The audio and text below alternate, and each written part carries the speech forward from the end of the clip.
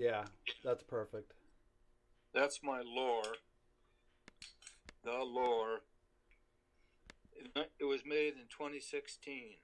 Uh-huh. Oh, That's not that long ago. that's the one that you put the your Capo system on, correct? Oh, sure. Right away. Can you And show me that system a little bit?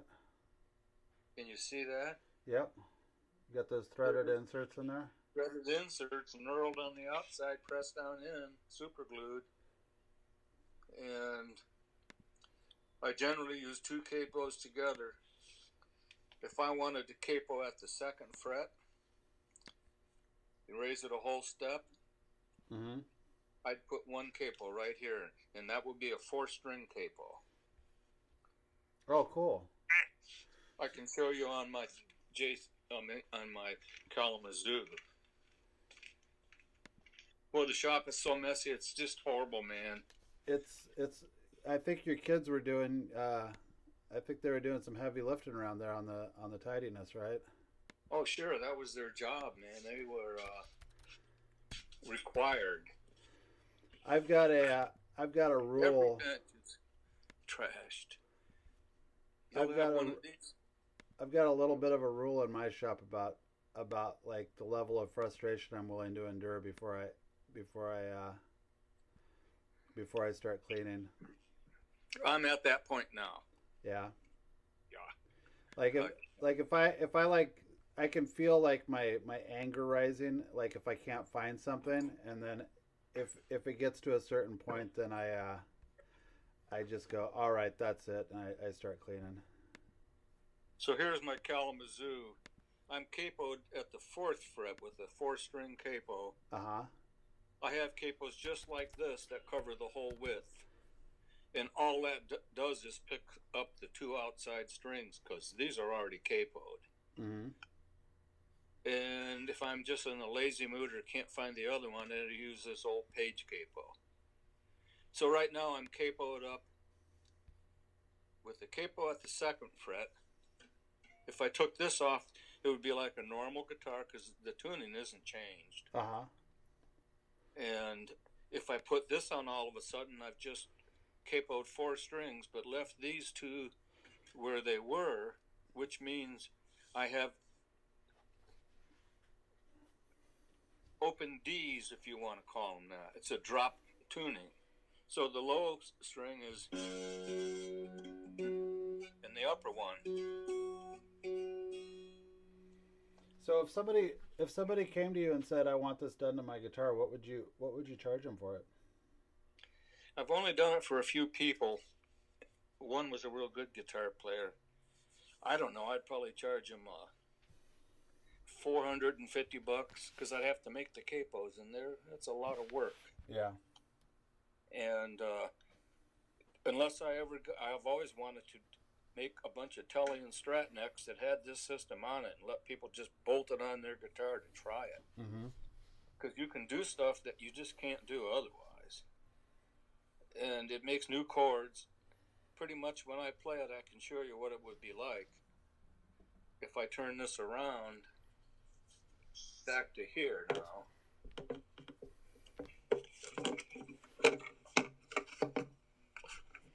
I got. Now, can you see that? Yes. God, it's a mess, man. That's just. So now I have.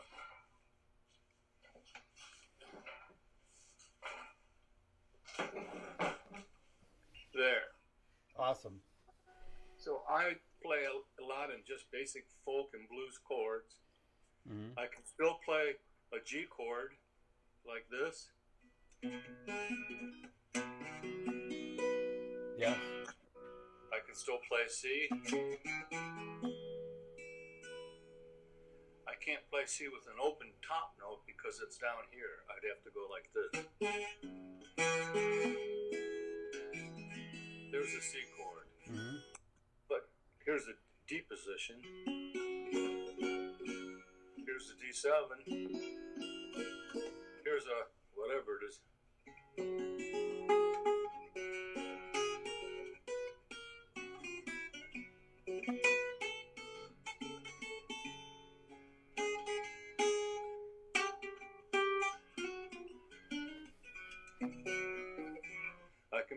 this. Drop down to the 5 chord. And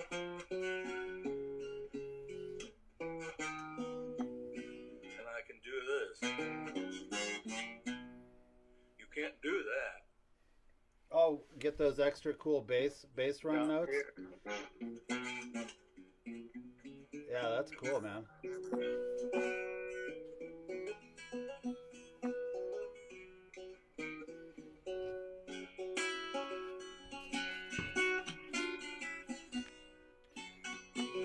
So what kind of customer repairs are you working on today?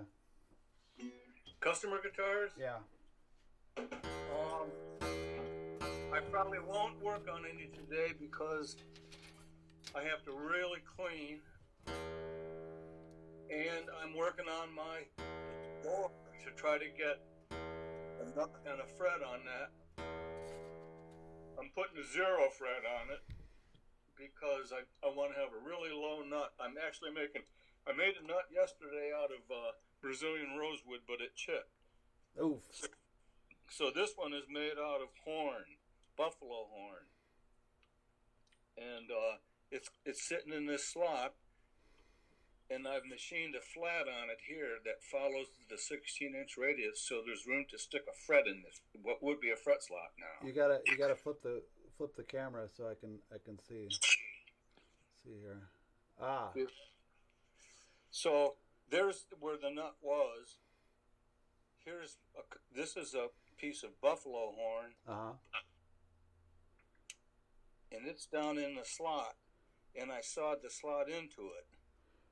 What's your favorite kind of off-brand material for nuts? Do you like the buffalo horn pretty good, or have you tried them all? You've probably tried a lot of brass nuts too, right? Plenty in my life. I hate those. Pretty much my favorite is bone. Yeah, me too. That's just a bone nut. Whoops. That's fine.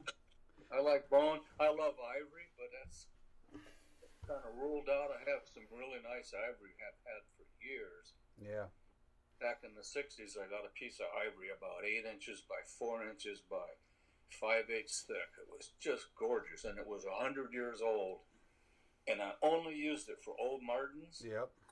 And today I still have a piece about this big of it. I very carefully cut it. I've used a lot of walrus ivory, and I love that, but I got off of the kick of it. It's just too much hassle. Is it hard to cut? Because I remember working with a little bit of elephant ivory, and other than feeling a little weird about the, kind of the karmic debt of holding on to somebody's tusk, it was delicious to work with. I mean, it really cut nice, and like it was a lot more fun to carve than bone, for sure. It's softer than bone. It is, but also weirdly, it's got an interesting texture. It's almost like, that kind of thing about the tortoiseshell picks, how there's something in there that makes them both rigid and compliant, and there's just something nice about that texture. But it has tortoiseshell picks, to me, have a tooth to them. Yeah. They have their own skin. It's got a small amount of abrasiveness to it. Mm-hmm. And I have a couple of tortoiseshell hawksbill tortoise plates, I've only had 2, and that's been a long time. I put one on a guitar that I built for my brother, a D-style Martin copy. Mm-hmm. A complete pick guard made out of real tortoiseshell. I had to scrape it and heat it to get it flattened out a bit. And then years later, I went and took it back. Yeah. When the picks became popular. But I still have that pick guard. I haven't cut it up in picks. I like bone, and I like bleached bone because I think it's harder. You think the bleaching process gets a little bit more rigidity? I like unbleached. Unbleached. It's harder. It's it is. Much more brittle, and if you drop it on a table saw, anything steel, it bounces and has a hard sound. That's how I test bone. Mm-hmm. Shaking them, you can take 3 or 4 of them, you can tell the difference. And then you drop some of the bleach bone, and it's not quite the same, and then everything else goes downhill. Yeah. I find those it's kind of sad to say, but those tusk nuts and saddles, like they have a pretty good tinkle when you drop them too. They do, but it's more a man-made tinkle. It is a man-made tinkle for sure. I've made some man-made tinkles this morning, as it turns out. But Do you have a place to tinkle in your shop? I do. I share it with my cat, who likes to The who cat box? likes to nuke it pretty good. Yeah, I just because I'm getting ready to have customers down here potentially. I put a cat door into the bathroom door so I can like block it off and they can get in and do their business, and I can But I like having my cat down here. She's really nice, and do you ever have Petey over to the shop? I've been thinking about it lately. Joan says I could. Yeah. I mean, there's a lot for him to get in trouble with over here. Is he like that, or is he just kind of a mellow old cat now? No, he'd probably freak out first, but he'd like to be. I don't know what he'd do. He might freak out just being carried over. Yeah. He's not an outdoors cat. I even feel bad about having pets if they have to be locked inside. It's horrible. Yeah. I mean, I look at Petey. I love him, and his life is looking out a window. Yeah, we got cats that are doing the same. We're on kind of a pretty busy street, but I was thinking about, my wife wants me to build one of those, thing where they can go out the window and then there's kind of like a little fence. It's called a catio, she says. My mother had a huge one in their backyard. It was like 6-7 feet tall, and she had like 8 cats at one point. Yeah. So that whole side of her yard. You ever use this Peterson? That's what I'm using for a strobe right now, and I wonder if you've had any experience with that model. That's a newer one. I have an old Peterson. You should save your chit chat for the thing. Oh, you do? I got a big Peterson. That's kind of like the old Con. Uh-huh. And I have a Peterson that you can use in a band. I haven't seen yours. I'm using the one on my iPhone. That's pretty accurate, isn't it? Surprisingly accurate. It's perfect for me. It's the best. I like the one that you've got because it takes the ambiguity out of the strobe. Like, I always feel like the strobe plays like a little bit sharp and then it settles into the note, and then it seems like there's always just a little bit of nuance in the reading, but yours is almost like a fighter pilot getting a missile lock. It tells you right when you're on.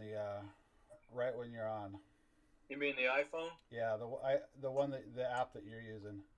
Whatever it is, you should get it then. I don't even know if it costs money, but it's super. There's no such thing as.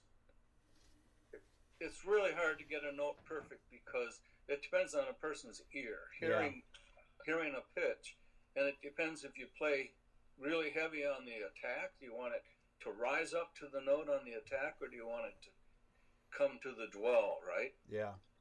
What comes immediately after. And the tuners I'm using on this Kalamazoo are changing everything. These are the tuners Frank Ford's making, the Cycloidal Tuners. Yeah. They're really like old banjo tuners or O.M. Martin tuners. Uh-huh. But they've never been made before. They're cycloidal gears. And I swear to God, these are the finest tuners I've ever used. Out of any tuners. Any tuners, Waverly's or anything. Oh, way better, way better. Oh, wow. This is like, it's as good as the Steinberger. I like that clean look of the peg head without tuners from the front. Like, I always like those old OMs that had either the friction or the banjo tuners on there, because it looks really cool when you don't see tuner buttons sticking out. These are expensive. I'm about to buy another set because I got. What do those set you back? They're probably $350. Holy moly! It doesn't matter. It's so worth it. I mean, playing music's the most important thing in my life. Yeah. So if I can get these, other people would spend money on shit. Yeah. Do you think Frank's gonna get around to making a tiny set of mandolin tuners like that, or? Who knows? He worked with a friend of his who's quite the machinist, and it was Mhm. Frank sort of pioneered it, but he went to a friend that knows more than he does, and that man now is making them. Ah, So you can buy them from him. You can probably buy them from Frank, and he probably makes a buck or two on it. But this on a tuner, if you could see how this works with the strobe tuner, I can get it to go exactly where I want. yeah. If I get sharp on the tuner and I'm almost there, I just pull on the string a bit. Yeah. That's really the way I get in tune, if I'm ever in tune. You know, Buzz has this little pamphlet that he hands people if they get extra fussy about intonation. It's the pamphlet describing the difference between equal and just temperament tuning, and how you know, nothing is actually ever properly in tune. The other thing that I've shown people too is the thick. You ever seen the book on tuning pianos? That's like about like that thick. Like, No. yeah, it's pretty intense. The piano tuner book is it's got, there's a lot of secrets to getting a piano in tune, and it's another one of those things where it's a constant like set of trade offs depending on, you know, how you want, you know, whether you want sevenths to be good or fifths to be good, or um, you know, I, I talked to a friend of mine that went to a studio that had I think 3 different piano tuners that they would use depending on the session that they were having. You know, if it was a jazz session, they'd have one piano tuner come in. If it was a pop session, they'd have another one come in. But I believe it. it's pretty interesting stuff. The whole piano tuning gig. Are you familiar with Buzz Featon? A little bit, yeah. I've never applied one of his systems to the guitar. You know, he was the licensing thing was always kind of, no shop that I ever worked for wanted to deal with kind of his licensing situation, but I get what he's doing, and it seems like it would you know, make a difference for people that are into that. He's a good person. He's a remarkable guitar player. Is he? Oh my God. He played with Bette Midler's orchestra. Oh yeah. And that's how he got into his tuning system. Was he used to watch a very great tuner come in and tune the Steinway Grand on stage in the afternoon setting up, and he watched how they tune notes to each other, and he understood the system, and then that's how he went about offsetting. And I have put it on my guitars. I was into it at first, and Buzzy came out here. Maybe when it first started, he was here in the old shop, and we had a workshop where guys came that wanted to learn about it, and we all made Buzz Featon nuts. And then when Alan Wall got involved with it, and Buzz is a horrible businessman, and I don't think he's involved with it anymore. I think he lost everything to the guy that was his partner.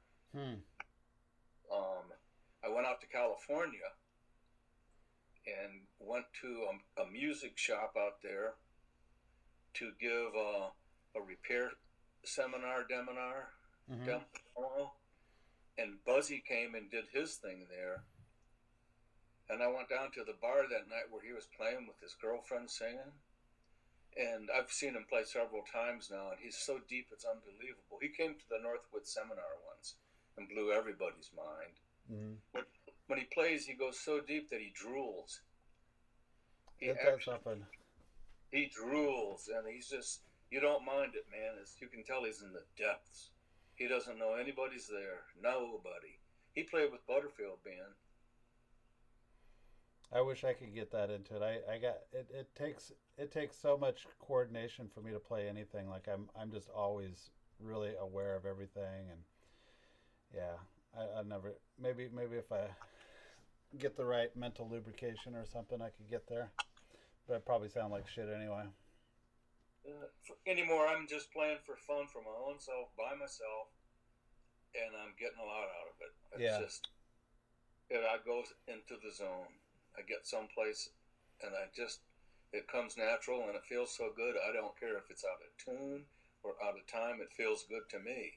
Yeah, there's something interesting about that. You know, like when I strap on the picks and play square neck, there's like, I just like the way it feels on my hands. You know, like it's, you know, like it feels, I don't know.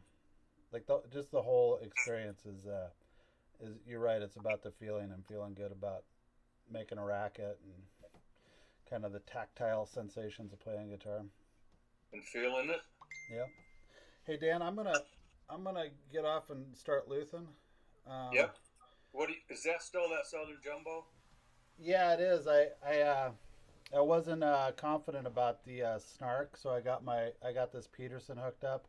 I was having a difference between the the saddle slot finder with the pokey things that StuMac sells, where you take this. Okay, yeah, I was having a real difference between that and what I was getting with the. So I was also using this the intonator. Yeah, I'm glad you're using that. That's my little invention, and people think I'm crazy. That's a really good invention. You know what I used to use before that? Just little brad nails. I'd have different sizes. Brad nails. I had them in all sizes, and then they scoot ahead, and you got to push them back. Yeah, and tap them with the hammer. It dents. But that's the way I mapped out. I still do it. See, yeah. If the guitar is important, I do that. Even just getting the first two strings like you got, that gets you from end to end. Yeah, that's all I need. I mean, if I was going to do a crazy compensated saddle, like kind of like the old 70s or 80s style compensated saddle, I might plot it out to give myself a heads up. But this is just for plotting the saddle slot.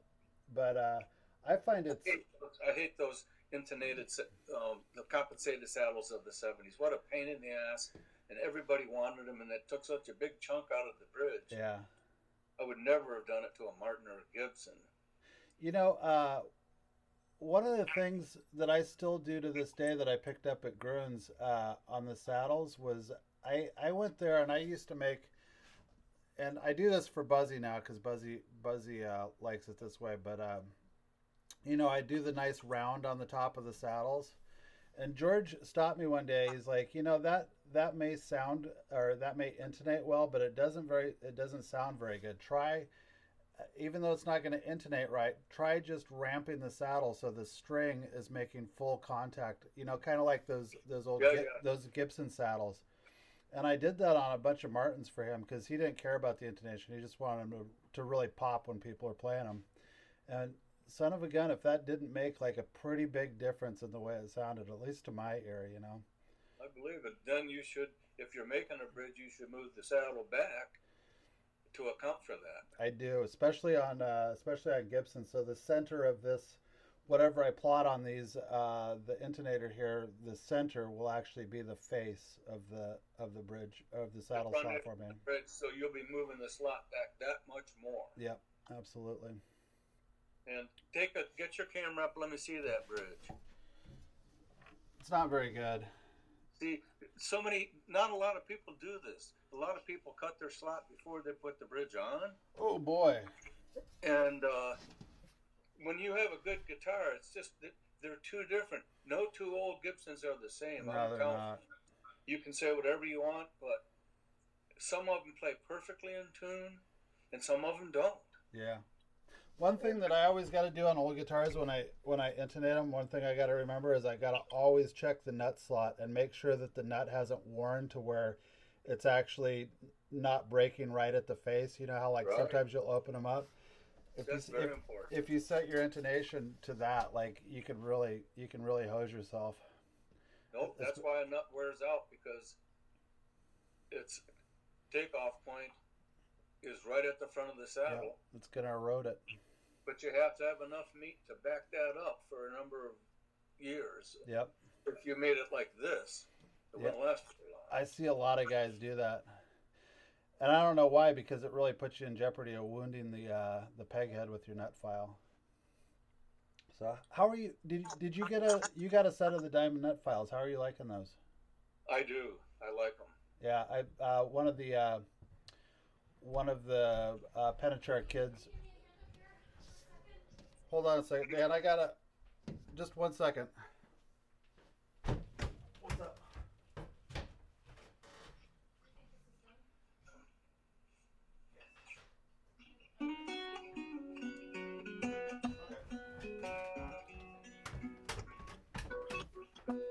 All right, I'm back.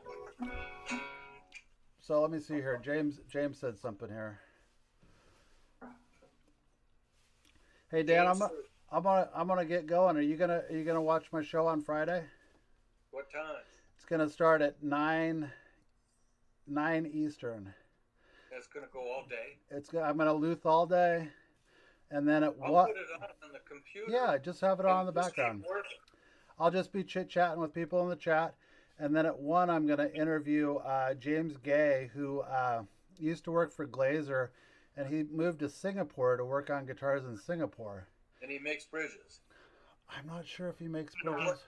You said something that he was expert at. Oh no, that's the